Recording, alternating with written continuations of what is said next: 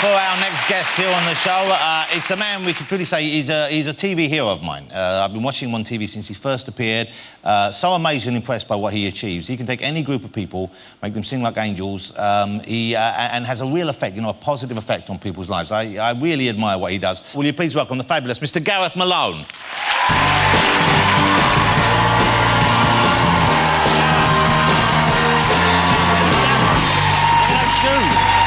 That's quite something. That's Gareth Malone, ladies and gentlemen. Come sit down, Gareth. Wow. That's quite... I thought it was a new Doctor Who coming out for a minute with... I'm available for work. I've got to be honest, Gareth, I'm a little disappointed no bow tie. I was hoping you'd be wearing one of your signature bow ties. I'm sorry, Jonathan. I'm mixing it up. Have you just... you don't wear them so much anymore? You've just... You know, I don't like to be pigeonholed. I don't want to, you know... That wasn't a euphemism, by the way. It was just... Who likes to be pigeonholed? No, quite. Let's not talk about your jail years. Let's instead... Did you ever think it could be as big as it's got now, the work you're doing? Did you ever think that, you know, someone who's basically, you know, you're a choir master, is that the correct Yeah. Could be a celebrity and that you would have a hit TV series and be known all over the world? No. Would you like to expand on that? I mean...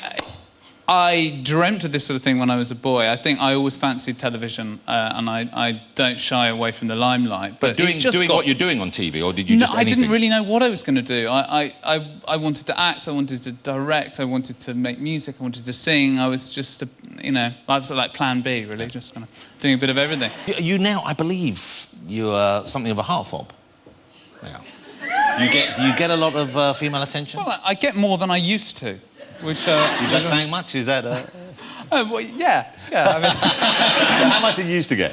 Not very much at all, actually. I was profoundly unpopular in my early 20s, and then I think I've grown into myself. I think it's the bow ties and the... Yeah, people love the look. Well, you're a very dapper young man. I try. And so, how does your wife react to that? Is she understanding of this? She takes it in good humour. I mean, she likes it when somebody particularly wizened comes up and says, I'm a big... Oh, I did have a marvellous moment where one woman came up and said, "Oh! It's better than when I met Cliff Richard." That's lovely. That's very nice. I think you're of the belief that, you know, you can make almost any group work as a choir. Would that be right? Yeah, it's all right, you're safe. I think so, up to a point. You can certainly make really quick improvements. You can get people's breath going. You can give them confidence. There are tricks, but you hope for a basic level of talent. And I think you need to give people a purpose with their singing. So I'm singing, you know, certainly in the case of the Military Wives, which was just extraordinary, felt like we had a mission. And that gives you a real sense of, I don't know, just it makes you stand taller, and I think that's very exciting. But that was some achievement, wasn't it? Because not just in terms of getting to #1, with both the single and the album, I believe. Both, yeah. Yeah, but the fact that you managed to draw attention to these very strong, very brave women. Yeah.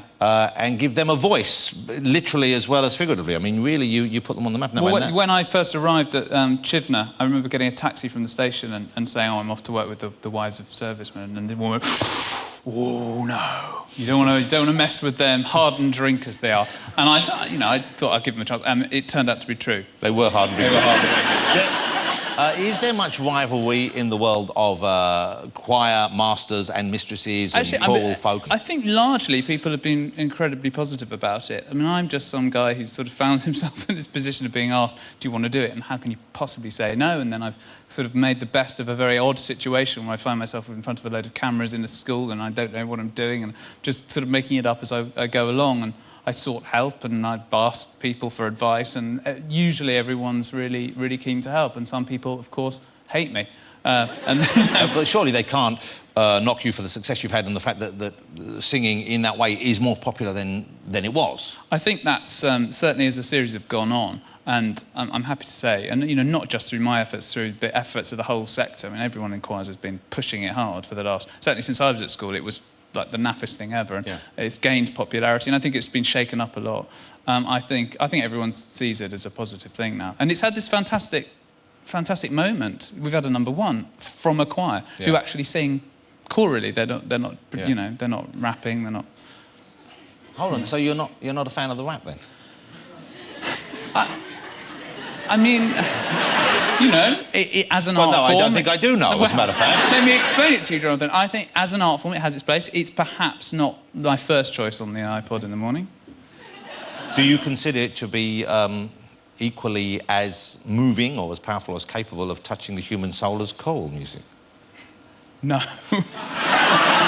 No. Oh, I know, controversial, I know, but it's like all popular music. I absolutely love popular music. I'm quite happy to listen to rap, but for me, it serves a different purpose. Gareth, can you rap? Well, I have been known. You have been known to rap? Yes. What, singing along to existing rap or making up your own rap? Oh, never making up my own rap, never. So you don't bust your own move? I don't, no. They're only in extremely private situations. So which rappers have you listened to and which raps have you performed? I have performed, I don't know if you remember from my youth, The Shaman. I remember, well, they weren't really rappers, though. Oh, I thought... Look, I thought it was very cool at the time. Let me tell you, in Bournemouth, we were really, really into it. Shaman weren't really... I mean, Ben, they're not really rappers, are they? No, the MCs. Oh. It sounds so cool the way he says it, doesn't it? I wish I'd said it like that. They're not really rappers, innit? So, could we have a little bit of the rap? Can you remember the Shaman's MC? I don't feel it right at the moment. Should we just give you a second? Ben, you'd like to hear this, wouldn't you, Ben? Yeah, definitely. Really now? Yeah. Okay. Future feeling, new sensation. Body is rocking and a mind is reeling in a rolling, racing, changing motion, flowing like a river into the ocean. Better get yourself ready for the next transition, because the time is right for a new vibration. One vision, one nation, one tribe. One day will come the might to move any mountain. Pretty good. That's my party piece, thank you. Pretty good. That was pretty impressive. That was impressive. I mean, you know... My wife is going to kill me for that. It did sound a lot more middle class than the original. Listen, middle class rap is a niche activity that hasn't really hit the mainstream yet, but it's on its way, let me tell you. That's my next thing. Well, thank you for doing that. I enjoyed that. So Gareth's story is all in his book. It is. The book's out September 13th? I think, but yeah. And it is a great read. It's very honest as well, I think. I mean, often you talk about things you make and you think that was a mistake. Yeah. Is it a chance for you to put those things right, do you think? Do you feel that, partly? I mean, it's nice to lay a few little ghosts and niggles to rest, things that have bothered me, that I didn't get right. But that's, you know, I have put my whole work and my whole self, really, on television, and so obviously I'm not going to get it right all the time. And I think in the end, when I watch it back, that's normally part of the appeal of the programme, is because it's me trying to sort out all my own mistakes. And find my way. And I don't really usually know where I'm going and what the end's going to be. I think that's part of the fun, really. And you're working in America now. I mean, I guess they know you from were the shows shown out there, or was it just the military wives? These series have gone out on BBC America, and then we're starting a new one for USA Network. So you'll be trying to teach Americans to sing? Yeah, it feels like taking Coles to Newcastle slightly, but believe it or not, there are pockets where people aren't ready for American Idol. There are places in America where people don't sing, and I'm going to try and get them singing. And will they understand the kind of music you're singing? Because it's very, I think of it as being a very European tradition, is it? I mean, this is a good question. I don't know, and you're hitting right on my anxieties. I don't know. I think, I'll be honest with you, it's doomed to failure. I think it's going to be disaster. Gareth, would you sing a tiny bit for us before you go? Because you sing. I do sing. I'm always getting other people to sing. There's nothing to be ashamed about singing. No. Just relax and enjoy it. Get it warmed up. I've already rapped for you, John. What do you want me to do? That wasn't really rapping. Now? That was like, it was like someone reading a Waitrose shopping list out. It was... Gosh, yes. Middle class list. Wake me up before you go. Don't I'm not feeling I'm going solo. Wake me up before you go. Take me dancing tonight. You know,